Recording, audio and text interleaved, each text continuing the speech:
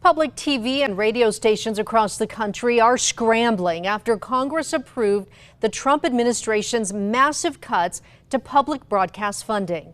News 13's Melissa Torres explains how the cuts could especially impact tribal communities. Melissa? Native America Calling in Albuquerque is one of the programs in jeopardy as it receives 45% of its funding from the Corporation for Public Broadcasting.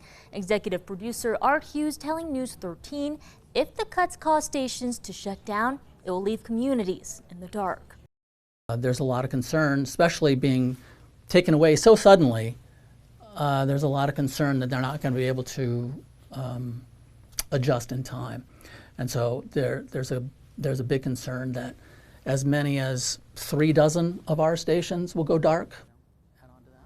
Native America Calling was founded in Albuquerque 30 years ago to provide a forum for Native issues from a Native perspective. They produce an hour-long radio show 5 days a week that's broadcast across 90 stations in the United States, serving between 45 to 65,000 viewers, or rather listeners, weekly on the show. Many of their listeners tuning in from up and down New Mexico to hear a range of content, exploring politics affecting Native communities, offering information on local and cultural events, and even issuing critical public safety alerts. I think one thing that people might keep in mind is that radio still is a vital resource for a lot of people. A lot of our audience, I'd say 60% of our audience is rural, and those people depend on radio.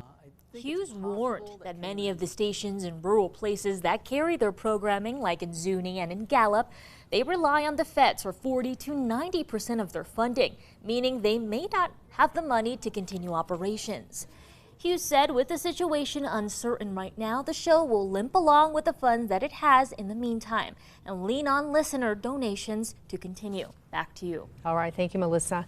Last night, the bill was passed by the House, cutting more than $1 billion from the Corporation for Public Broadcasting, which was its total funding for the next 2 years.